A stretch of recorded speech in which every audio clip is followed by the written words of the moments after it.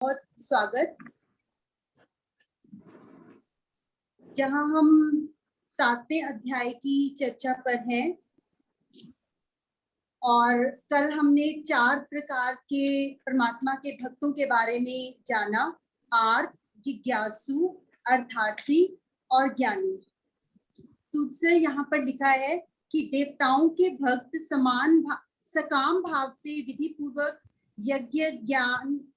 यज्ञ दान तप आदि कर्म करते हैं तो देवताओं को उनकी कामना के अनुसार वह चीज उन्हें देनी पड़ती है, क्योंकि देवता उनका हित अहित नहीं देखते। वो देखते हैं कि ये मांग रहा है भगत मेरा तो मुझे देना है। 2 भगत सर इन्होंने बताया यहाँ पे, एक देवताओं के भगत और एक ईश्वर के भगत। जो ईश्वर के भगत हैं वो भगवान से अगर कोई चीज मांगते हैं तो भगवान यदि उचित समझे तो वह चीज देते हैं, अर्थात देने से यदि भगत की भक्ति बढ़ती हो, संसार में फंसावट ना होती हो तो उसे वो चीज दी जाती है। कारण कि भगवान परम पिता है और परम हितैषी भी हैं, अतः कामना की पूर्ति हो अथवा ना हो तो भी वे भगवान का ही भजन करते हैं, भगवान के भजन को नहीं छोड़ते। यह उनकी उदारता है। और इससे पहले कि मैं सूद सर को आमंत्रित करूं आज के सेशन के लिए, सूद एक तीसरे प्रकार के भगत होते हैं, सूद सर के भगत। उनको बता दूं कि सूद सर छुट्टी पे जाना चाहते हैं 15 दिन के लिए, तो वो सूद सर जाने और उनके भगत जाने, मैंने तो बता दिया है। तो बहुत बहुत स्वागत सूद सर का, और प्रार्थना कि आज का श्लोक आरंभ करें। प्रणाम सर। आप सभी को मेरी ओर से प्रणाम। आज की चर्चा शुरू करते हैं। जो बातें आपने अभी इससे पहले कही उनके बारे में इसी अध्याय में आगे चर्चा आएगी, इसलिए उनकी चर्चा मैं इस समय नहीं करूंगा। अभी हम कंटिन्यूटी में चलते हैं। कल हमने 16वें श्लोक की बात की थी, जिसको आज आपने रिवाइज भी किया। 16वें श्लोक की हिंदी है, हे भरतवंशियों में श्रेष्ठ अर्जुन, उत्तम कर्म करने वाले अर्थार्थी, उत्तम कर्म करने वाले आर्त, उत्तम कर्म करने वाले जिज्ञासु और उत्तम कर्म करने वाले ज्ञानी, ऐसे 4 प्रकार के भक्तजन मुझको भजते हैं। कि जो उत्तम कर्म करते हैं, फिर वो चाहे पैसा मांगते हो ईश्वर से, कोई और जो हमारे जीवन यापन के लिए चीजें चाहिए उनको मांगते हो, उनकी याचना करते हो, अपना बिजनेस अच्छा हो जाए, कारोबार अच्छा हो जाए, काम अच्छा हो जाए, खेती अच्छी हो जाए, ये सब अर्थार्थी होंगे, यानी वो इन सब चीजों में विकास चाहते हैं। आर्त, मुसीबत में है, तंगी में है, तो ईश्वर को जिस तरह से पुकारा जाएगा, या अपने माता पिता को जिस तरह से पुकारते हैं, बच्चे को चोट लगती है तो जैसे अपनी मां को पुकारता है, इसी तरह से जब कोई हमें मुसीबत आती है तो जिस तरह से हम ईश्वर को, सर्वशक्तिमान को पुकारेंगे या अपने माता पिता को पुकारेंगे, उसको कहेंगे, वो पुकार आर्त है। वो व्यक्ति, ऐसे व्यक्ति आर्त कहे जाते हैं। जिज्ञासु, जिनके मन में जिज्ञासा है कि और कुछ जान लें, जो चीज नहीं पता उसके बारे में जान लें, जो पता है उसको और डेप्थ में जान लें, ये सब जिज्ञासु की कैटेगरी में आएंगे। और ज्ञानी, जिन्होंने जान लिया है। क्या जान लिया है? ज्ञान में अभी तक 4-5 चीजें जो बताई हैं गीता में। नंबर 1, आत्मा के बारे में, आत्मा मरती नहीं है, नष्ट नहीं होती, सुखाई नहीं जाती, यानी कि हमारे जीवन में अगर किसी की का देह त्याग होता है तो हमें दुखी नहीं होना, हमें मरते दम तक उनकी सेवा करनी चाहिए, मदद करनी चाहिए। लेकिन अगर शरीर त्याग होता है तो ये मान के कि वो किसी दूसरे शरीर को प्रवेश होंगे, प्राप्त होंगे, जैसा भी विधान है, और ये कुदरत का नियम है, हमें दुखी नहीं होना चाहिए। ये एक चीज गीता से ही हमने सीखी है। फिर दूसरी बात जो आती है, सुख दुख, लाभ हानि, जय पराजय, इस तरह के सारी चीजों में समभाव में रहना, ये भी ज्ञान में आता है। तो पहला ज्ञान था आत्मा का, दूसरा ज्ञान हुआ इस तरह से समभाव में, द्वंद्वों के समभाव में रहना। और तीसरा है कर्म करते रहना, कर्म नहीं छोड़ना, खाली नहीं बैठना, दूसरों को भी कर्म करने के लिए प्रेरित करना।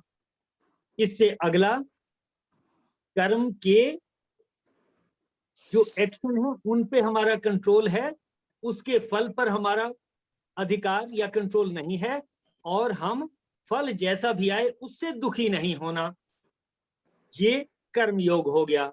इसके अलावा ईश्वर को जानना, जो हम कहते आए हैं शुरू से, ईशावास्यम इदम सर्वम, सब कुछ ईश्वर ही है, यहाँ हम ईश्वर में लिपटे हुए हैं, बाहर भी अंदर भी, इतना ज्ञान। और इसके अलावा जो भी और बातें हमने सीखी, माया के बारे में सीखी, ये सारा कुछ ज्ञान है।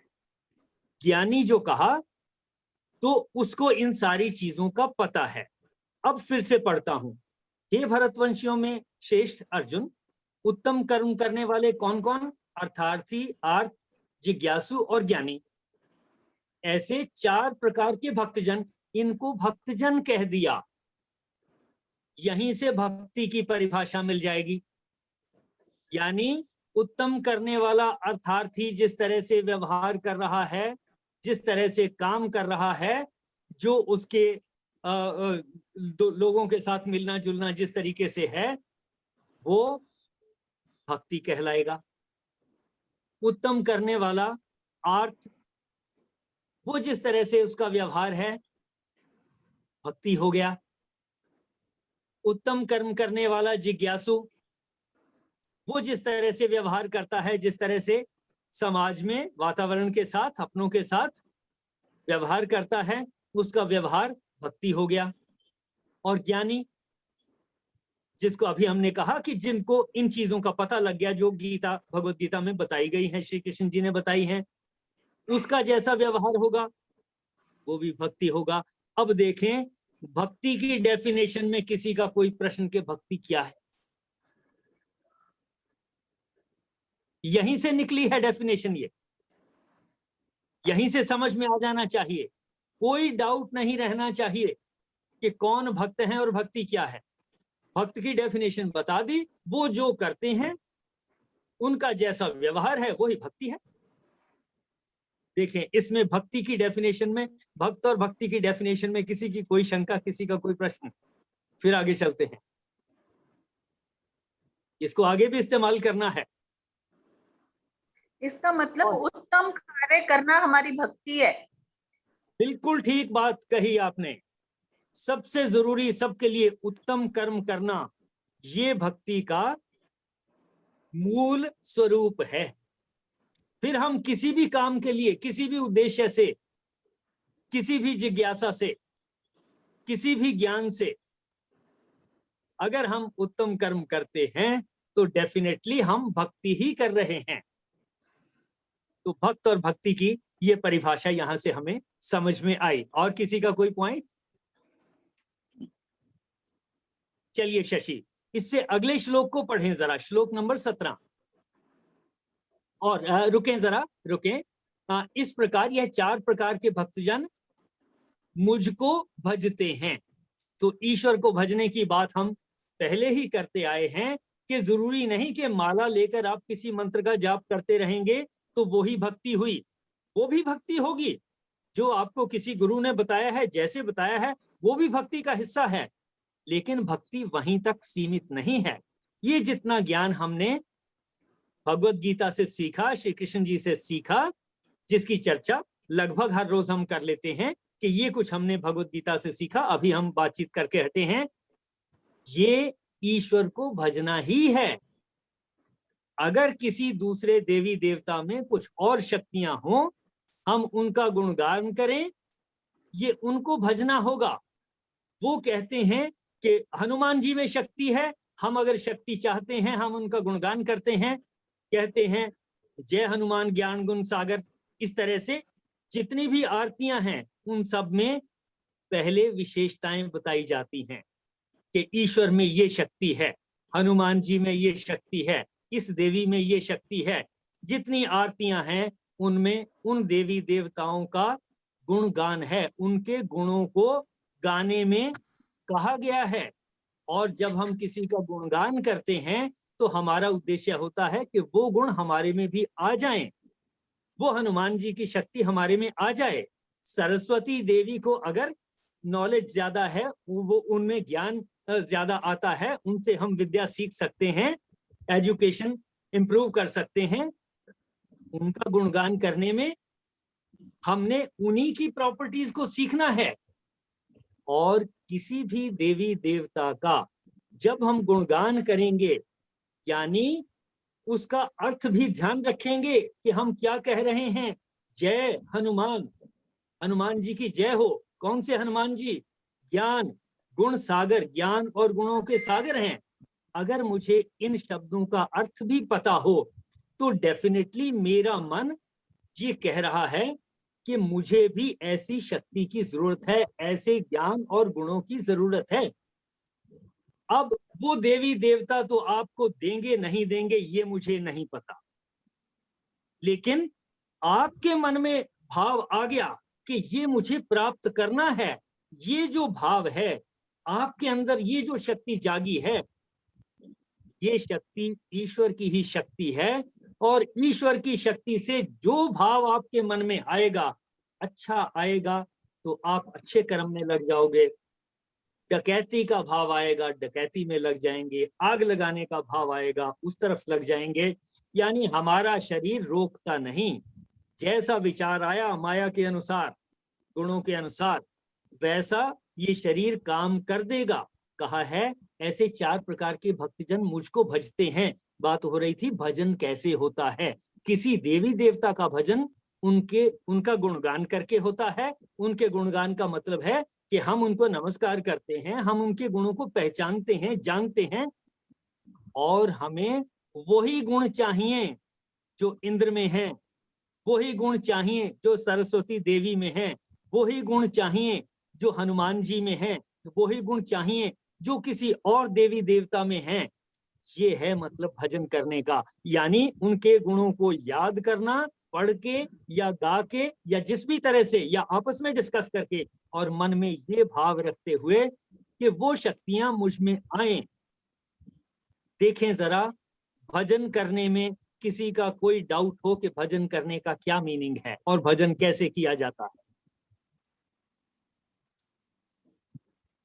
तो मीनिंग तो बड़ा अच्छा बताया आपने, लेकिन जो पंडित जी कहते हैं कि हनुमान जी को भज लो काम हो जाएगा, तो अब तो ये डिफिकल्ट हो गया। पहले उनके सारे गुण धारण करने पड़ेंगे तब काम होएगा मतलब। बिल्कुल ठीक। हम जब उनका गुणगान करते हैं, हमें थोड़ा ध्यान रखना है कि उन लाइनों का क्या अर्थ है, उन्होंने क्या क्या काम कर दिए। रामचंद्र जी के काज संवारे, यानी परमात्मा के काम उन्होंने किया, हमने भी परमात्मा के काम करने हैं। कैसे करेंगे? अपना फायदा, परिवार का फायदा, समाज का फायदा और वातावरण का फायदा। अगर इन 4 फायदों का ध्यान रख लिया तो जो काम करोगे वो रामचंद्र जी के ही काम होंगे, उन्हीं के काम संवारे जाएंगे। मतलब ये कि सभी आरतियों में हमें ध्यान रखना है कि हम क्या कह रहे हैं। कहीं दुर्गा की आरती आती है, कहीं और किसी देवी देवता की आरती आती है। आरती का मतलब हमें पता होना चाहिए। यही वेदों में तो कहा है कि पहले देवी देवता का आह्वान करो, उनको बुलाओ, अपने घर में बिठाओ, उनकी रिस्पेक्ट करो, उनका गुणगान करो, उनके सामने कहो, ताकि वो बता सकें कि हाँ ये शक्तियां मेरे में हैं। और कहीं मेरे में गलती रह गई हो तो वो बता भी सकती है शक्ति मुझे, नहीं ये मेरी शक्ति है नहीं, तुम गलत समझ रहे हो मेरी शक्ति को। अगर हम ध्यान से उनका गायन करेंगे, उसके अर्थ को समझेंगे, तो हमारे ही अंदर जो ईश्वर की शक्ति है उससे हमें उस देवी देवता के गुणों को समझने के लिए शक्ति मिलेगी, आसान हो जाएगा। और जिस भी भाव को हम इस तरह से अपने अंदर ले जाएंगे, हमारे अचेतन मन में जाएगा, और अनकॉन्शियस माइंड में, अचेतन मन में जो चीज चली गई, जो विचार चला गया, वो तो पूरा होगा ही होगा। इसमें तो कोई दो राय है ही नहीं। देखें जरा। बिल्कुल ठीक, बहुत अच्छा समझाया आपने परमात्मा से जुड़ने का आसान से आसान रास्ता बता दिया। इसके अलावा कोई रास्ते हैं नहीं, हम सब कर रहे हैं, ये सारे काम हम कर रहे हैं। हम पाठ करते हैं, आरती करते हैं, पूजा करते हैं, सिर्फ हम उसके अर्थ को चूक जाते हैं। हम रिपीट तो करते हैं पर वो चीजें हमारे मन में अचेतन तक पहुंचती नहीं, वहां हम चूक जाते हैं। अगर हम जो कर रहे हैं उसी पे थोड़ा सा और ध्यान दे देंगे, यानी आरती तो याद ही है, उसको बोल ही रहे हैं, देख के या याद है, याद स्मृति से, किसी भी तरह से आप उसको बोल ही रहे हो, थोड़ा सा ध्यान और देने की जरूरत है। तो जो भी आप कर रहे हो वो शक्ति आपको मिलेगी, हम सबको मिलेगी, इसमें कोई दो राय नहीं है। इसकी भी चर्चा इसी अध्याय में आगे आएगी। देखें किसी का कोई और पॉइंट। सर बहुत बहुत शुक्रिया। सर एज ए पेरेंट भी तो, जैसे बेटा ही है या कोई भी है, आके वो गले मिल लेते, सब कुछ कर लेते, लेकिन कहना नहीं मान रहे होते, तो चाहे वो जिद से बात मनवा तो लेते हैं हमारी, लेकिन हम खुश तो नहीं होते ना। ऐसे ही भगवान जी भी जब हम उनके गुणों को धारण करेंगे तो अपने आप ही खुश हो जाएंगे, फिर चाहे हम उन्हें माथा टेके या ना टेके। बिल्कुल ठीक बात है ये बिल्कुल ठीक बात है, ये बिल्कुल ठीक बात है। हमारे अंदर के मन भाव जो हैं वो चेंज हुए, उनमें भावना आई, उनमें जब मैं बोल रहा हूँ, गा रहा हूँ, पढ़ रहा हूँ या माला जप रहा हूँ, अगर उसके साथ साथ उस मंत्र के भाव मेरे अंदर आ रहे हैं, डेफिनेटली वो शक्ति मेरे अंदर आ जाएगी, मेरे अनकॉन्शियस माइंड में बैठ जाएगी। जो शक्ति मेरे अनकॉन्शियस माइंड में बैठ गई, परमात्मा से ही तो शक्ति मिली है, तो फिर उस शक्ति के कार्यान्वित होने में कोई देरी का कोई शक वाली बात ही नहीं है, वो सब कुछ हो जाएगा। चलिए इससे अगले श्लोक पे चलते हैं शशि। बाकी तो सब कुछ ठीक है। जो कह रहे हो 15 दिन के लिए छुट्टी पर जाना है, हमारा तो सबका राग हो गया हुआ है आप में। यही मैं कहने वाली थी बिल्कुल सर। अभी तो आपका गुणगान करने का दिल कर रहा है, भगवान जी का तो क्या ही बोले। और देखता हूं मैं जितना भी हो सकेगा, कल भी ज्वाइन कर सका तो मैं करूंगा ज्वाइन, जितना हो सकेगा मैं जरूर ज्वाइन करूंगा, लेकिन जहाँ कहीं थोड़ी मजबूरी होगी तो फिर मैं उतना मुझे टाइम। सर 7वें अध्याय के मेरे ख्याल से 12 या 13 श्लोक ही है, तो अगर आप थोड़ा सा आज 10-12 मिनट लेके ऊपर भी अगर आप भी कंटिन्यू करके जितने करवा पाए तो ट्राई करते हैं। ठीक है, हम कंटिन्यू करते हैं, लेट अस सी, और फिर उनका रिवीजन चलता रह सकता है। ठीक है, हाँ जी। अच्छा छुट्टी लोग नंबर 17 को पढ़ो। पहले अगला चलते हैं, बात छुट्टी की सैंक्शनिंग अथॉरिटी कौन है जी? तो आप हैं। छुट्टी कैंसिल करवाओ, छुट्टी कैंसिल करवा दो जी। हाँ जी, पहले श्लोक पढ़ लीजिए। हाँ जी, छुट्टी कैंसिल करवाओ जी। हाँ जी ठीक है जी। चलिए। हाँ जी। तेषां ज्ञानी नित्ययुक्त एक भक्तिर्विशिष्यते, प्रियो हि ज्ञानिनोत्यर्थ महं स च मां प्रियः। तेषां नित्ययुक्त एक भक्ति ही, उन 4 भक्तों में मुझ में निरंतर लगा हुआ एक भक्ति ही, अनन्य भक्ति वाला ज्ञानी, विशिष्यते, अनन्य भक्ति वाला ज्ञानी श्रेष्ठ है। ही क्योंकि ज्ञानिनः अहम अत्यर्थम प्रिय, क्योंकि ज्ञानी भक्त को मैं अत्यंत प्रिय हूँ। च स मम प्रिय, और वह मुझे अत्यंत प्रिय है। उन 4 भक्तों में निरंतर लगा हुआ अनन्य भक्ति वाला ज्ञानी अर्थात प्रेमी भक्त श्रेष्ठ है, क्योंकि ज्ञानी भक्त को मैं अत्यंत प्रिय हूँ और वह मुझे अत्यंत प्रिय है। हाँ जी, देखिए इस श्लोक में और क्लैरिटी हो गई कि ये 4 कैटेगरी के जो भक्त हैं इनमें भी ज्यादा अच्छे कौन से होंगे, यानी हमें उन जैसा बनने की जरूरत है। हालांकि चारों के चारों भक्त हैं, भक्त की कैटेगरी में है, भक्ति कर रहे हैं, तो कहा उनमें यानी उन चारों में, किन किन में? अर्थार्थी, आर्त, जिज्ञासु और ज्ञानी। इनमें से भी ज्ञानी के बारे में कहा। ज्ञानी के बारे में हम चर्चा कर चुके हैं। आत्मा का ज्ञान, समभाव में रहने का ज्ञान, कर्म का ज्ञान, कर्म फल में बंधन से बचने का ज्ञान, ईश्वर के बारे में, माया के बारे में, ये सारा कुछ जो है ये ज्ञान में आ जाता है। कि ज्ञानी, ऐसे ज्ञानी की बात हो रही है। कहा है उनमें यानी इन चारों में नित्य मुझ में एक ही भाव से स्थित। अब ईश्वर में एक ही भाव से कैसे स्थित होंगे?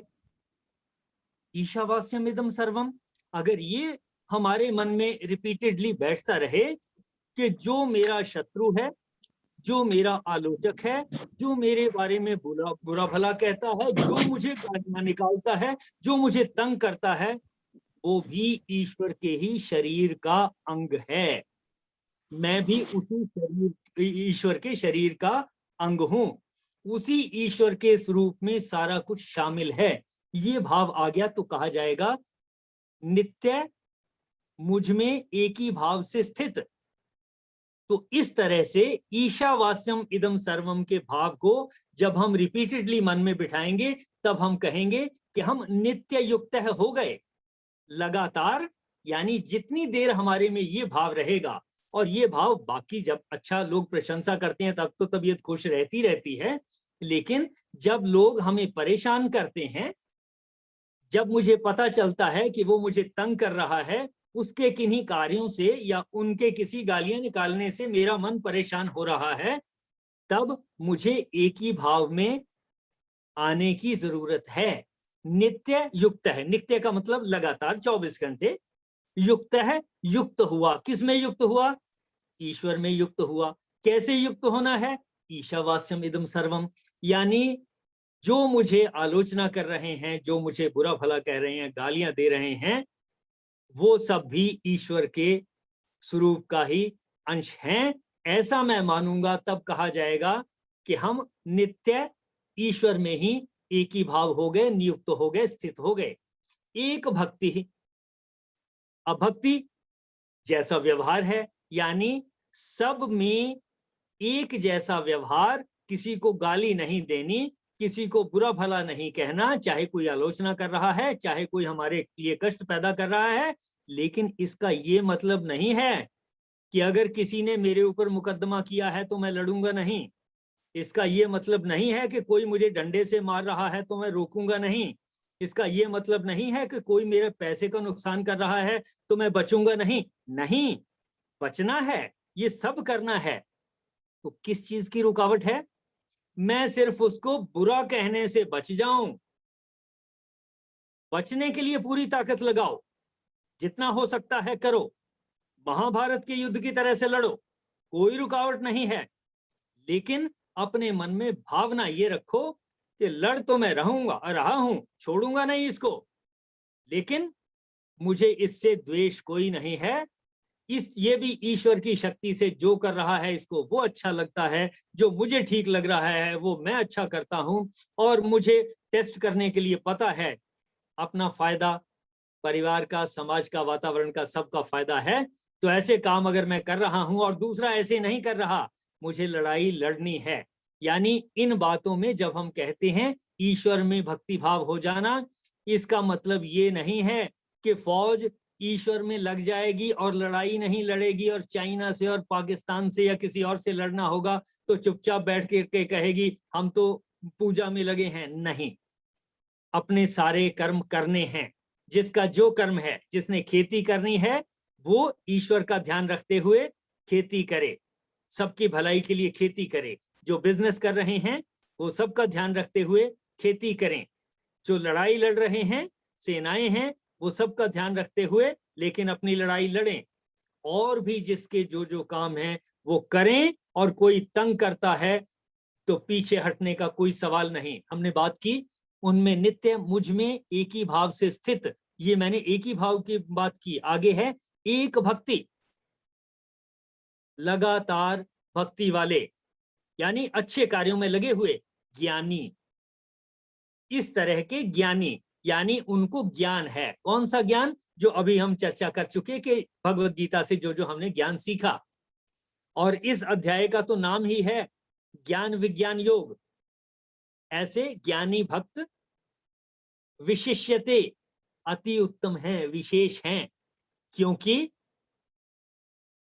ज्ञानिनः अहम अत्यर्थम प्रिय है। ज्ञानी को मैं अत्यंत प्रिय हूं। ये बात बिल्कुल ठीक है। जिसको ज्ञान हो गया, उसको श्री कृष्ण जी की बातों से ज्ञान हो गया, बात खत्म हो गई। कहा ज्ञानी को मैं अत्यंत प्रिय हूं। वो तभी ज्ञानी है, ज्ञानी हो गया तो डेफिनेटली उसका ध्यान इन सारी बातों की तरफ, भलाई के कामों की तरफ लगा रहेगा। और दूसरी बात ये भी कह दी, और वह ज्ञानी मुझे अत्यंत प्रिय है। तो कृष्ण जी ने ये भी कह दिया कि इस तरह का जो ज्ञानी है, जो उत्तम कर्म करने वाला है, वो मुझे प्रिय है। क्योंकि ईश्वर भी तो सारे उत्तम कर्म ही कर रहे हैं, सबको बराबर तरीके से शक्ति दे रहे हैं, सबको विकास करने के लिए ही उन्होंने शरीर दिए हैं, विकास करने के लिए बुद्धि दी है। तो इस तरह से ये दो बातें आई। देखिए जरा किसी का कोई प्रश्न इसमें। सर ज्ञानी को हम ये भी सोच सकते हैं ना, the person who is aware of God, या मतलब जैसे हम भगवान की आरती कर रहे हैं तो हम उसका मतलब समझ के कर रहे हैं तो ज्ञानी हो गए ना। अगर मतलब नहीं समझ के कर रहे, रट्टा मार के कर रहे हैं, फिर तो बेकार हो गई बात, जैसे हम पहले कर रहे थे। जो आपने कहा ये भी ज्ञानी की डेफिनेशन में आएगा, लेकिन ज्ञानी की डेफिनेशन का इससे ज्यादा विस्तार है। और भगवत गीता में जो कुछ हमने अभी तक सीखा है, वो सारी चीजें ज्ञान में आ जाती हैं। जो उन सबको जानता है, ध्यान रखता है, इंप्लीमेंट करता है, उसको ज्ञानी कहेंगे। कौन कौन सी बातें? आत्मा के बारे में, सुख दुख लाभ हानि जय पराजय मान अपमान, इनमें संभाव, कर्मों में कर्म के ऊपर अधिकार यानी कंट्रोल, उसके फल में इच्छा ना रखना या उसके साथ बंधना नहीं है, वो हमारे अनुसार ना आए, दुखी नहीं होना, तो इसको योग कहा। संभाव में रहना, फिर ईश्वर को जानना, ईशावास्यम इदम सर्वम से, इसके अलावा माया को जानना। और अब हम ये सारी चीजें जो जान रहे हैं, ये सब ज्ञान का विस्तार है। इस पूरे चैप्टर का नाम है ज्ञान विज्ञान। यहां तक की कही गई बातें और इस चैप्टर में जो कही गई बातें हैं, वो सब मिलाकर के ज्ञान कही जाएंगी, ऐसा यहां से श्लोकों से हमें पता चलता है। दूसरी चीजें भी इन्हीं के अंतर्गत आ जाएंगी, लेकिन हमें अगर पूरी डेफिनेशन सीखनी है तो अभी तक का जितना कुछ हमने भगवत गीता से सीखा है, उस सारे को मिलाकर के, कुल मिलाकर के कहेंगे ज्ञान। देखें जरा। और उसको अप्लाई करने को विज्ञान। बिल्कुल ठीक। विज्ञान का अलग से और विस्तार भी सीखेंगे, लेकिन ये ठीक कही आपने बात कि उसको हम अप्लाई करें। ज्ञान को अप्लाई नहीं किया तो वैसा ज्ञान भी किस काम का जिसको हम अप्लाई ही नहीं कर सकते। वो इकोनॉमिक्स की वो नॉलेज जिससे मैं अपने फाइनेंसेस को मैनेज ना कर सकूं, वो किस काम की। मैथमेटिक्स की वो नॉलेज जिससे मैं सवाल ना हल कर सकूं और बिजनेस भी ना कर सकूं, तो वो किस काम की। इसी तरह से मेडिकल की वो नॉलेज किस काम की जिससे मैं बीमार आदमियों को, बीमार व्यक्तियों को दवाई ना दे सकूं। तो हमें जो नॉलेज है, जो आपने कही बात, हम नॉलेज को इंप्लीमेंट करें, ये ठीक, ये एक तरह से विज्ञान कहा जाएगा। ठीक बात। और किसी का कोई पॉइंट? चलें इससे अगले श्लोक पे चलते हैं। हाँ जी शशि, श्लोक नंबर 18।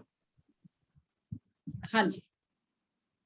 उदाराः सर्व एवैते ज्ञानी त्वात्मैव मे मतम् आस्थितः स हि युक्तात्मा मामेवानुत्तमां गतिम्।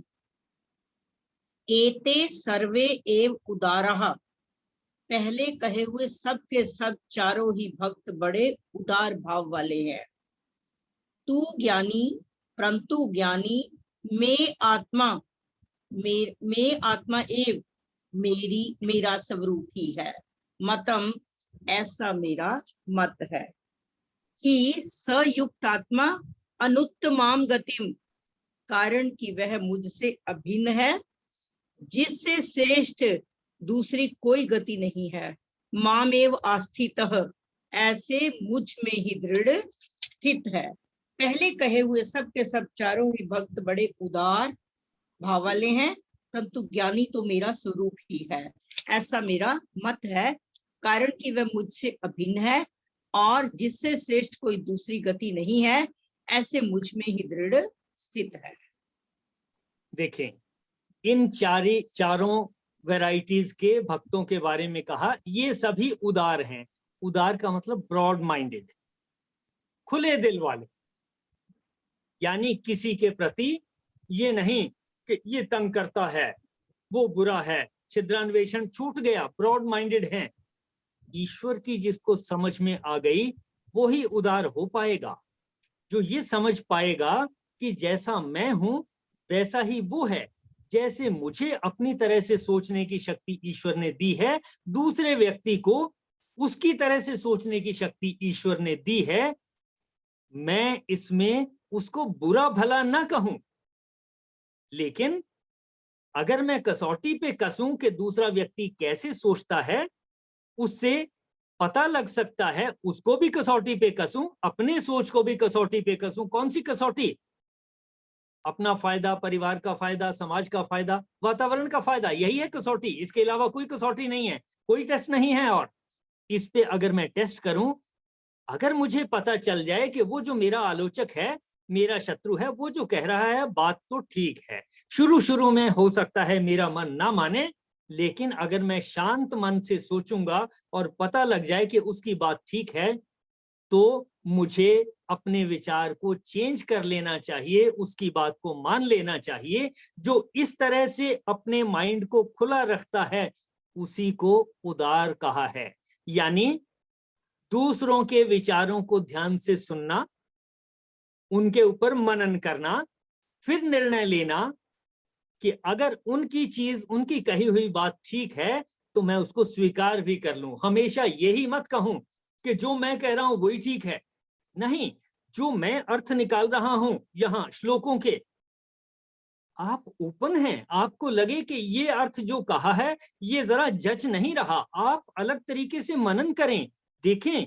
और अगर आप मुझे बताएं कि जी इस श्लोक में आपने अर्थ ये निकाला था, हमारे हिसाब से अर्थ ये निकलता है, और मैं आपकी बात को ध्यान से सुनूं, आपकी बात अगर ठीक है मैं उसको स्वीकार कर लूं बगैर लड़ाई झगड़े के, खुले दिल से, तब कहा जाएगा कि मैं उदार हूं। कहा है ये सभी उदार हैं, यानी 4 की 4 वैरायटीज, ये सभी भक्त उदार हैं, ब्रॉड माइंडेड हैं, खुले दिल वाले हैं। परंतु कहा ज्ञानी तो साक्षात मेरा स्वरूप है ही, स्वरूप ही है। ये हम अभी डिस्कस कर चुके हैं इससे पहले कि जो भगवत गीता में इतनी सारी चीजों के का ज्ञान रखता है और उनको इंप्लीमेंट करने का प्रयास करता है, तो फिर वो तो ईश्वर की शक्ति वाला ही हो गया, श्री कृष्ण ही हो गया वो, जो इतनी चीजों को समझ गया, उनकी बताई बातों को, और उनको इंप्लीमेंट भी करने लग गया। तो फिर डिफरेंस कहां रह गया? फिर हम कृष्ण ही हो गए। तो कहा है ज्ञानी तो साक्षात मेरा स्वरूप ही है, तो इसमें कोई डाउट वाली बात नहीं रहती। आगे कहा है ऐसा मेरा मत है, ऑल राइट, क्योंकि वह युक्त आत्मा, स युक्त आत्मा, वह जो ईश्वर से जुड़ा हुआ है, जिसको मेरी बातें समझ में आ गई हैं, बताई गई ज्ञान की बातें समझ में आ गई हैं, स युक्त आत्मा, यानी श्री कृष्ण द्वारा बताई गई बातों के साथ युक्त हो गया है, अच्छे कार्यों में तो युक्त है ही।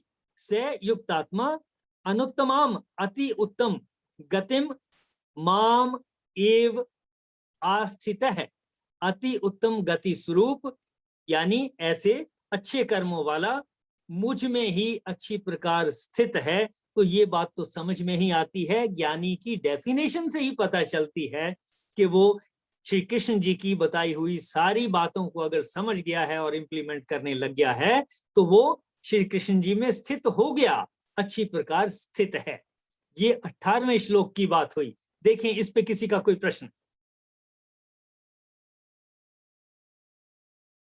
ऑल राइट, शशि एक और श्लोक पे चलें, 19वें पर। मैं पढ़ देती हूँ, दीदी शायद बिजी है। आगे। बहुनाम, आ गए दीदी? हाँ जी, कोई नहीं, आप पढ़ते पढ़ो। नहीं दीदी पढ़ो। हाँ, पढ़ो दीदी। बहुनाम जन्मनामन्ते ज्ञानवान मां प्रपद्यते वासुदेवः सर्वमिति स महात्मा सुदुर्लभः बहुनाम जन्मनाम अन्ते, बहुत जन्मों के अंतिम जन्म में अर्थात मनुष्य जन्म में सर्वम वासुदेवः, सब कुछ परमात्मा ही है, इति ज्ञानवान माम प्रपद्यते, इस प्रकार ज्ञानवान मेरे शरण होता है। स महात्मा सुदुर्लभः, वह महात्मा अत्यंत दुर्लभ है। बहुत जन्मों के अंतिम जन्म में अर्थात मनुष्य जन्म में सब कुछ परमात्मा ही है, इस प्रकार जो ज्ञानवान मेरे शरण होता है वह महात्मा अत्यंत दुर्लभ है। देखिए, हमें ये भी समझना आसान है क्योंकि हमने बहुत सारी डिस्कशन इसके ऊपर कर ली कि ज्ञानी कौन है, उसमें क्या चीजें जरूरी हैं, उत्तम कर्म करने वालों में है पूरा ज्ञान, उसको समझ में आ गया। कहा बहुत जन्मों के अंत के जन्म में, अब हमें ये तो पता नहीं कि हमारे लिए ये बहुत जन्मों में अंत का जन्म है या नहीं, ये तो मैं नहीं जानता। बहुत जन्मों के अंत के जन्म में ज्ञानवान सर्वम वासुदेव है, जो ज्ञान वाला है, ज्ञानवान, सब कुछ वासुदेव ही है, यानी सब कुछ ईश्वर ही है। ईशावास्यमिदं सर्वम, सब कुछ ईश्वर ही है, इस प्रकार मुझको भजता है, यानी ऐसा सोच करके ईश्वर का ध्यान रखता है और उस अपने व्यवहार को इस तरह से चेंज करता है सबके फायदे के लिए, उत्तम कर्म करता है। स महात्मा सुदुर्लभ है, ऐसा महान आत्मा दुर्लभ है, कम मिलेगा, कोई कोई मिलेगा, गिनती उनकी कम होगी, ये है। और 20वें श्लोक को और पढ़ते हैं, वहां फिर हम आज की चर्चा को विराम देंगे। शशि 20वां श्लोक और पढ़िए। हाँ जी, श्लोक नंबर 20। हाँ जी, हाँ जी बोल रहे हैं। कामैस तैस तैर हृतज्ञाना, ये वर्ड है, कामैस तैस तैर हृतज्ञानः प्रपद्यन्ते देवताः तं तं नियममास्थाय प्रकृत्या नियतः स्वया।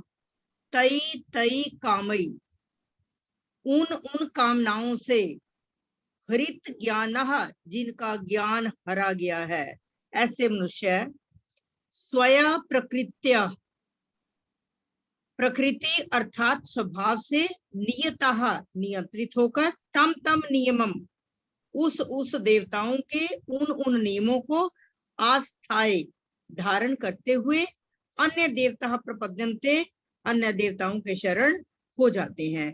उन कामनाओं से जिनका ज्ञान हरा गया है, ऐसे मनुष्य अपनी अपनी प्रकृति अर्थात स्वभाव से नियंत्रित होकर उस देवताओं के उन नियमों को धारण करते हुए अन्य देवताओं के शरण हो जाते हैं। देखें, यहां से समझ में आता है उन तई तई कामई, उन कामनाओं से, हृत ज्ञानः, जिनका ज्ञान हरण कर लिया गया है। अब किसी कामना से ज्ञान कैसे हरण होता है? हमें माया का पता है, हमें ये भी पता है कि ये एक इनफाइनाइट विचारों का कलेक्शन है, उसमें से किसी एक स्टेट में, किसी एक टाइम पर कोई एक सत्व रज और तम के अनुसार एक विचार हमारे मन में आता है। और मान लीजिए मेरी इच्छा है कि मुझे शत्रुओं का नाश करना है, ये मेरे मन में कामना आ गई। अब मैं इंद्र जी की पूजा कर रहा हूं और मैं चाहता हूं कि बस उनकी शक्ति मुझे मिले। जब ऐसी भावना आ जाती है, हम एक किसी कामना के ऊपर अटक जाते हैं, तब हम अच्छे और बुरे को थोड़ा सा उससे चूक जाते हैं। यानी कि तब हम ये नहीं परवाह करते कि दूसरे किसी और का कितना नुकसान हो जाएगा। हमने जब उद्देश्य बना लिया कि मुझे तो शक्ति इंद्र जी से हासिल करनी है और मुझे मारना है, लड़ना है, नुकसान किसी का कुछ भी हो जाए। इसी तरह से जब हम कोई भी विशेष कामना मन में लाते हैं तो उनके द्वारा एक तरह से हमारा ज्ञान हरण हो गया। कौन सा ज्ञान? सर्वजन सुखाय सर्वजन हिताय, ये ज्ञान थोड़ा सा बदल गया। कहां बदल गया, कहां गड़बड़ हो गई? मेरी वो इच्छा कि मेरा बेटा फर्स्ट आना चाहिए, मेरी ही नौकरी लगनी चाहिए, मेरे बच्चे की नौकरी लगनी चाहिए, ऐसे जब हम विशेष इच्छाओं के साथ बंध जाते हैं, उनके फल के साथ बंध जाते हैं, तब हम कहीं ना कहीं अच्छे कर्म करने से चूक जाते हैं। इसको कहा हृत ज्ञानाः, यानी ज्ञान के द्वारा हरण कर लिया गया है, कामनाओं के द्वारा जिनका ज्ञान हरण कर लिया गया है। अपने स्वभाव से प्रेरित होकर, कौन सा अपना स्वभाव? जो जिस समय उनके मन में ऐसी विशिष्ट कोई कामना है, उस समय जो उनका स्वभाव है, उससे प्रेरित होकर उस नियम को धारण करके, कौन से नियम की बात हो रही है?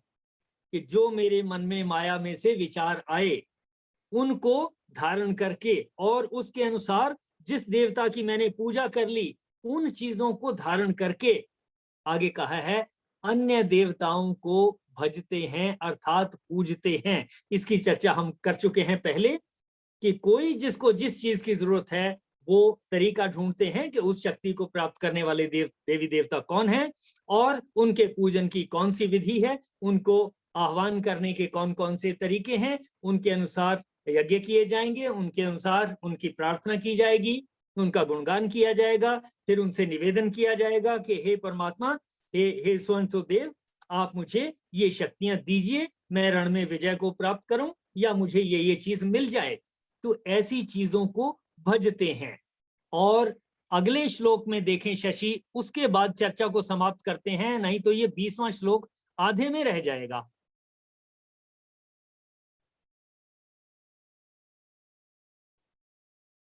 बाकी की मैं बात पढ़ती हूँ सर। हाँ पढ़ दीजिए। यो यो याम याम तनुम भक्तः श्रद्धेयार्चितुमिच्छति तस्य तस्याचलां श्रद्धां तामेव विदधाम्यहम्। मैं प्रत्येक जीव के हृदय में परमात्मा स्वरूप स्थित हूँ। जैसे ही कोई किसी देवता की पूजा करने की इच्छा करता है, मैं उसकी श्रद्धा को स्थिर करता हूँ, जिससे वह उसी विशेष देवता की भक्ति कर सके। देखें, इस श्लोक में आकर के बात पूरी हो गई, जिसकी चर्चा हम कई बार पहले कर चुके हैं कि देवी देवताओं की पूजा करने से हमें वो शक्तियां मिल जाती हैं और काम हो जाते हैं, वो भावनाएं पूरी हो जाती हैं। जो सकामी भक्त जिस देवता के स्वरूप को, कोई हनुमान जी की पूजा कर रहा है, कोई शंकर जी की पूजा कर रहा है, कोई पार्वती जी की पूजा कर रहा है, कोई लक्ष्मी जी की पूजा कर रहा है, कोई सरस्वती जी की पूजन कर रहे हैं, जिस देवता के स्वरूप को श्रद्धा से पूजना चाहता है, श्रद्धा किस तरह से होगी कि मुझे जो चाहिए मैं उस देवी देवता को ढूंढता हूं। और अभी भी आप कहीं से भी पूछेंगे तो कोई ना कोई जो इन चीजों के विशेषज्ञ हैं वो आपको बताएंगे कि आपकी अगर ये परेशानी है तो आप ये यज्ञ कर लीजिए, इस देवता का पूजन कर लीजिए, ये विधि है, इसकी बात यहाँ हो रही है। श्रद्धा से पूजना चाहता है उस भक्त की मैं उस ही देवता के प्रति श्रद्धा को स्थिर करता हूं। यानी जब उसकी कामना पूरी हो गई, उसके मन में बैठ गया इस देवता की पूजा करते रहो, आपकी इच्छा पूरी होती रहेगी। इच्छा चाहे संतान प्राप्ति की हो, चाहे विद्या को ग्रहण करने की हो, या धन धान्य की प्राप्ति के लिए हो, या किसी और पर्पस से हो, जिस देवी देवता की श्रद्धा को पूजा करेंगे, ईश्वर की ही शक्ति से वो हमें प्राप्त भी हो जाएंगी। और जब हमें वो चीजें प्राप्त होंगी तो हमारी श्रद्धा उस देवी देवता में और दृढ़ हो जाती है।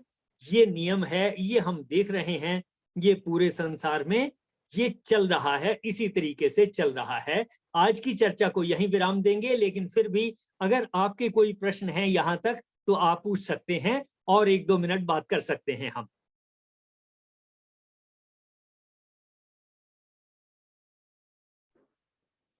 जिसने जो सब्जेक्ट पढ़ना होता है उसे उस टीचर के पास भेज देते हैं।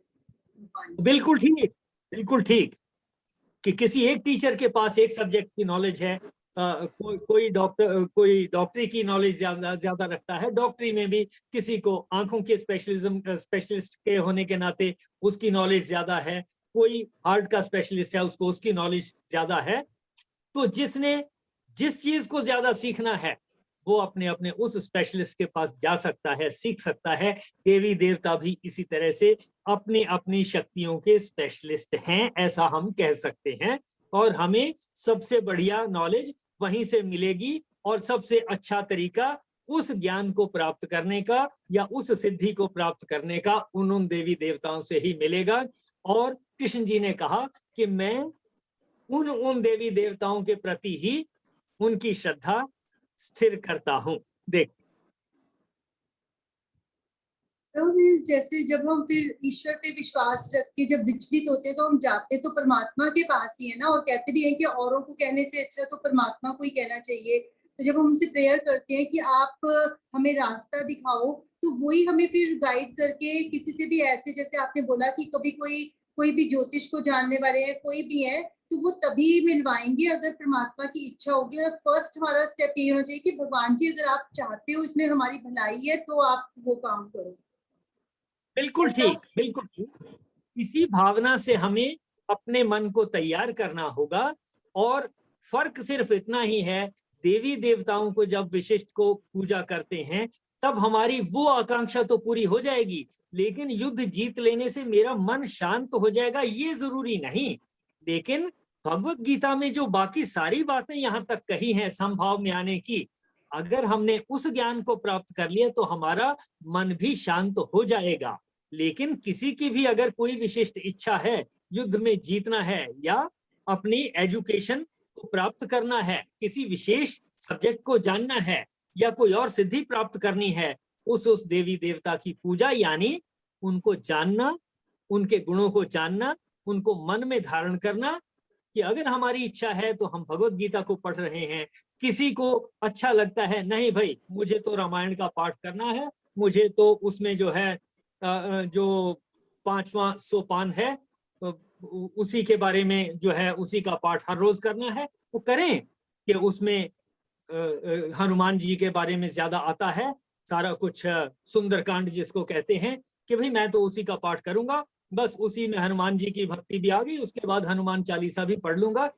मतलब ये जो यहाँ श्लोकों में कहा है कि आप जिस तरीके की शक्ति चाहते हो, जिस तरीके की आपकी इच्छा है, आप उस तरीके के देवी देवता का गुणगान कीजिए, समझिए, वो आपके मन में आएंगी। और वो धारणा आपके मन में आएगी तो वही शक्ति ईश्वर की शक्ति है जो आपको उस इच्छा को पूर्ण करने में भी सहयोग देगी। लेकिन इससे आपका मन शांत हो जाएगा इसकी गारंटी नहीं है। युद्ध में जीत गया, MBA कर ली, इंजीनियरिंग कर ली, M.Tech कर ली, लेकिन मन शांत हो गया इसकी गारंटी नहीं। नौकरी भी लग गई, पैसे भी कमा लिए, मन शांत हो गया इसकी गारंटी नहीं।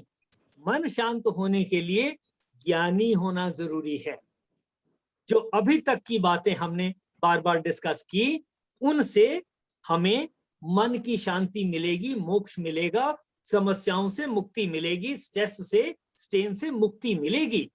तो दोनों चीजें हमारे सामने हैं कि अगर हमें पहले धन धान्य चाहिए, ठीक, उन देवी देवताओं की पूजा करो, धन धान्य प्राप्त करो। साथ साथ अगर आप इस ज्ञान को धारण करो कि समभाव में भी रहना है और योग में रहना है, बड़ी अच्छी बात। अगर नहीं भी हुआ तो पहले धन धान्य प्राप्त कर लो, अपनी इच्छाओं को पूरा कर लो। तो उसके बाद में भी अगर आपको ध्यान आता है कि अब भाई चलो मन को भी शांत कर लेते हैं, गुड इनफ, तब भी आपको अल्टीमेटली जो गीता में अभी तक का हमने पढ़ा, ज्ञान सीखा, इसी पर आना होगा, तभी मन शांत होगा।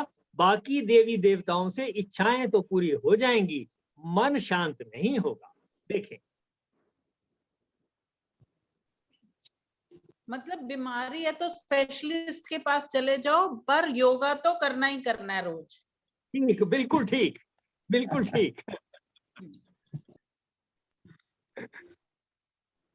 नमस्कार तो, सर। हाँ हाँ जी, हाँ।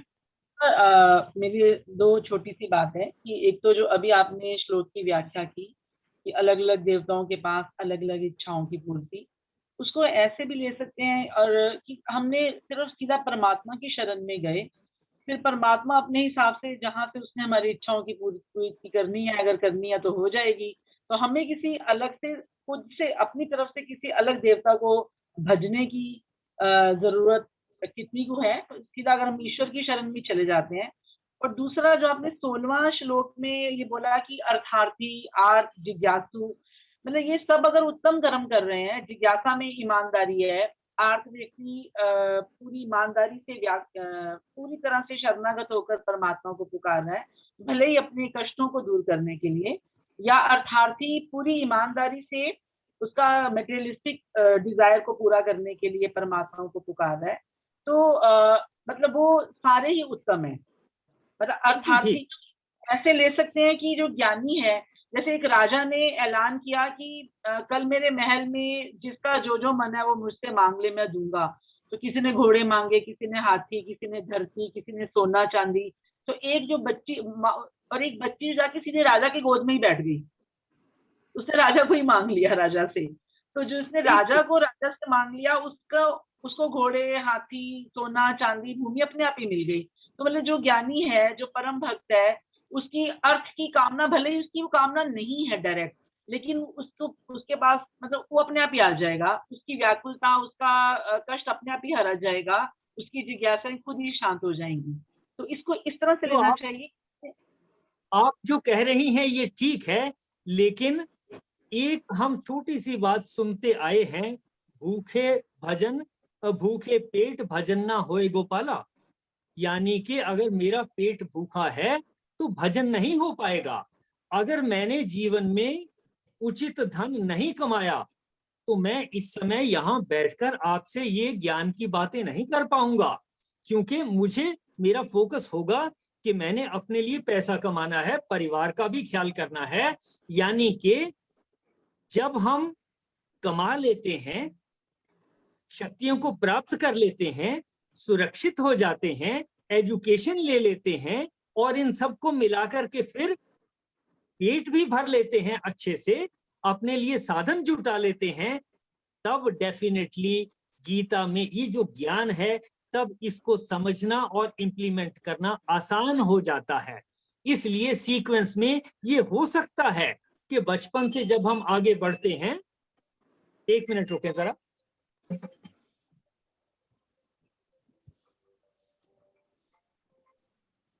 थोड़ी देर में बात करती है।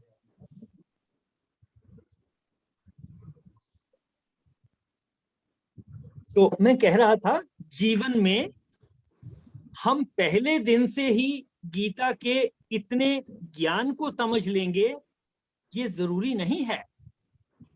क्योंकि सबसे पहले जरूरी है मेरी एजुकेशन पूरी हो जाए, मेरी स्किल्स पूरी हो जाएं, मेरी नौकरी लग जाए। जब तक नौकरी नहीं लगती तब तक ये चीजें किसी हद तक गीता समझ में आ जाएगी, लेकिन ज्यादा फोकस हमारा इस बात पे रहेगा कि नौकरी इतने पैसे वाली है, इससे अच्छी नौकरी कब मिलेगी। और जिस दिन आपने खूब धन कमा लिया, चाहे नौकरी से या बिजनेस से या किसी भी तरीके से, तब आपका मन शांत हो गया। देखें, महात्मा बुद्ध राजा के बेटे थे, श्री रामचंद्र जी राजा के बेटे थे, कृष्ण जी राजा के बेटे थे। इस तरह से जब आप देखेंगे आपको पता चलेगा। और जैनियों में महावीर जैन राजा के बेटों में आए। जिनने देख लिया, पैसे को देख लिया, पदार्थ के सुखों को देख लिया, तब मन शांत हुआ और आगे ये जो ज्ञान है तब इसकी तरफ अग्रसर हुआ। यानी कि शुरू के वर्षों में हो सके तो ये चीज साथ साथ सीख लें, अच्छी बात होगी, मन शांत भी रहेगा। लेकिन हम छोड़ नहीं पाएंगे, हम ये नहीं कह पाएंगे कि पैसे की कोई जरूरत नहीं है, मुझे तो भक्ति ही करनी है, ज्ञान से काम चल जाएगा। हाँ, अगर ये बचपन से ही सीख लिया और मैं इस तरफ आ गया और मेरे लेक्चर देने से मेरे भक्त भी बढ़ गए और दान डालने वाले भी हो गए, तब पैसा फिर भी आना शुरू हो गया। जिसके पास कोई पैसा नहीं आएगा वो ज्यादा दिन तक लेक्चर नहीं दे पाएगा। तो हमारे जीवन में ये जरूरी है कि हम सांसारिक सुखों के लिए प्रयास करें, उनको हासिल करें, और जहां तक जा सकते हैं, जहां तक इच्छाएं हैं, पूरी कोशिश करो अपनी इच्छाओं को पूरा करने की। और साथ साथ जब हम ये सीख लेंगे तभी ईश्वर की प्राप्ति, जिसको हम कहते हैं या मोक्ष की प्राप्ति कहते हैं, तभी वहां तक मन पहुंच पाएगा। देखें जरा, सर कबीर जी, धन्ना जी, रविदास जी, तुकाराम जी, नामदेव जी, ये तो राजा के बेटे नहीं थे, पर इन्होंने भक्ति को ही परम माना ना, मतलब उनका एक ही अल्टीमेट अपनी अपनी चेतना का स्तर है, अपनी अपनी आत्मा की यात्रा होगी, शायद इसको ऐसे भी कहा जा आप सकता है। रुकिए सर, जरा, मैं आप देखें जरा सा, 1 मिनट और। जितने भी ये हैं, तुलसीदास जी हुए, कबीरदास जी हुए, ये सब संस्कृत के ज्ञाता हैं, यानी इनकी एजुकेशन बहुत है। भले ही ये गरीब परिवार से रहे हों, लेकिन फिर भी कहीं ना कहीं खाने के लिए, रहने के लिए कुछ ना कुछ तो मेहनत करनी पड़ती है। और पुराने संस्कारों से अगर ध्यान जाता है कि हमने इस तरफ को एजुकेशन लेनी है, संस्कृत सब जानते हैं, तुलसीदास की रामायण पढ़ोगे तो बहुत कुछ संस्कृत में है जो हमें भी समझ में नहीं आता, इतने ज्ञाता होने के बाद तब कुछ ग्रंथ लिखे जाते हैं।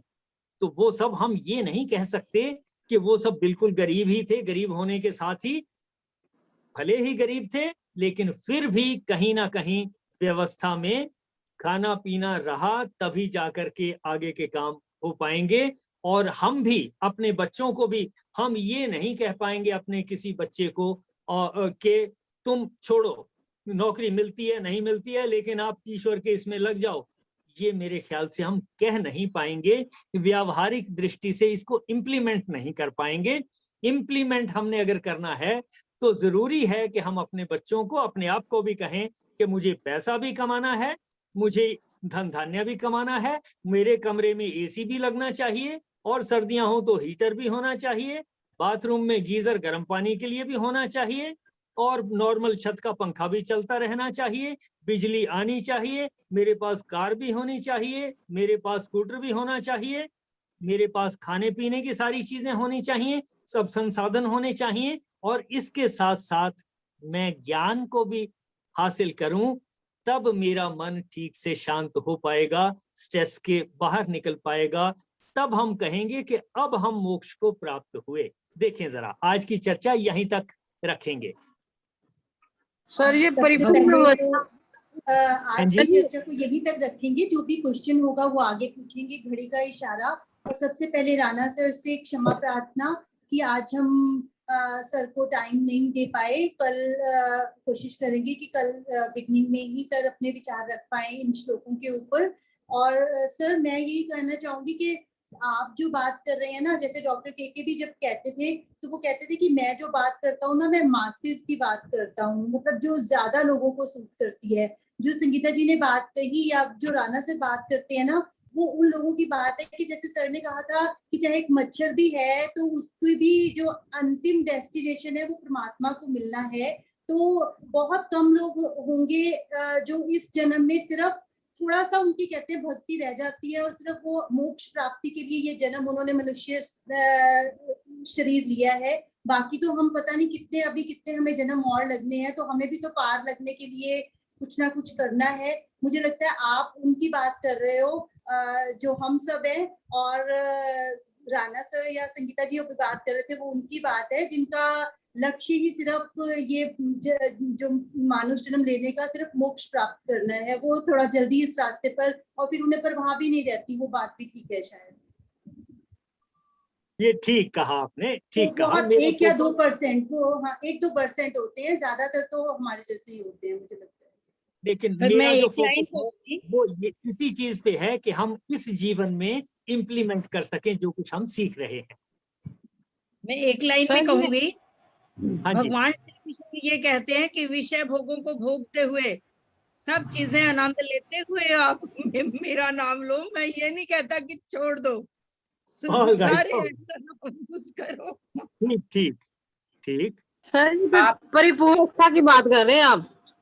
सर आपकी इसी बात के इस साथ इसी श्लोक के में साथ शशि दीदी से अनुरोध की वो समापन की ओर बढ़े। घड़ी का इशारा हाँ। 7:02 हो चुकी है। ठीक। बहुत बढ़िया।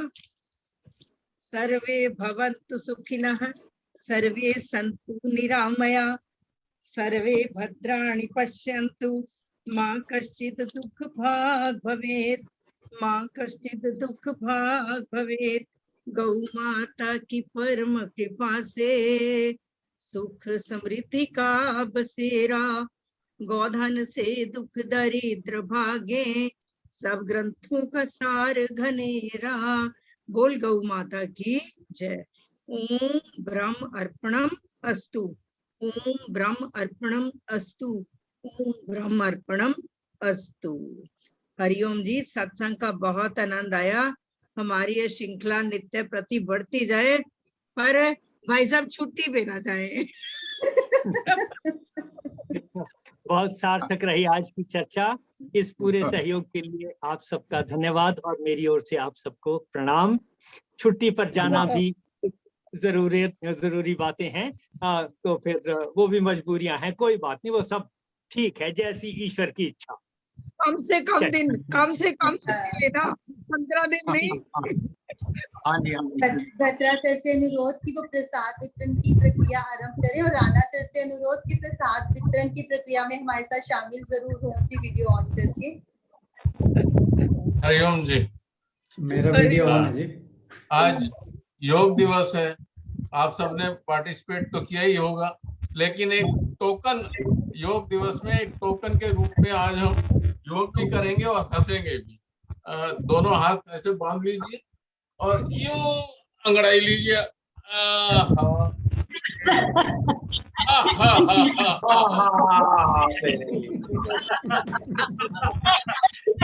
एक और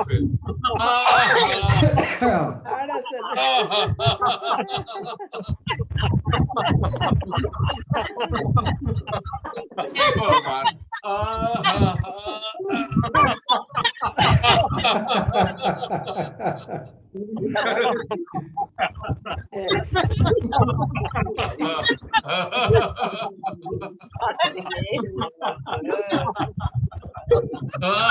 Thank you, sir. Thank you, sir. Sir, बाकी सभी से अनुरोध कि सर की अनुपस्थिति में अगर सर थोड़े दिन नहीं आएंगे तो हम रिवीजन करेंगे और सर का जो भार है वो राणा सर को वहन करना होगा और राणा सर से हम इन्हीं श्लोकों के बारे में सुनना चाहेंगे, ताकि पुराना जितना भी हमारा सर ने अभी सिलेबस करवाया है, सर फाइनल एग्जाम आने से पहले उसकी एक बार रिवीजन हो सके। सभी को प्रणाम। बहुत प्रणाम।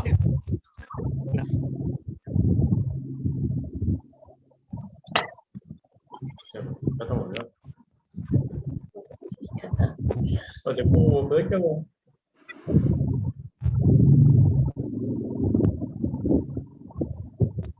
अंजू मैडम कुछ आप बात कर रहे थे, छोड़ गए अंजू जी? चलेगी दीदी। अच्छा, ये सुयश ने ज्वाइन किया हुआ है, ऑन करें वीडियो प्लीज। सुयश, सविता जी ने ज्वाइन किया हुआ है क्या? हाँ जी मासी, मम्मा ही थी, वो अभी अभी उठ के गई हैं, तो मैं साथ में बैठा हुआ था। अरे नहीं, थैंक यू। बहुत अच्छा लगा, शुरू से जुड़ा हुआ है। दीदी ये मेरे मासी जी हैं, सविता जी दिल्ली से ही हैं, सुयश उनका बेटा है। अच्छा, ओके, बहुत अच्छा, माता के दरबार में स्वागत। आप बहुत अच्छा बोलते हैं, मतलब जो आप रिसाइट करते हैं वो काफी अच्छा लगता है।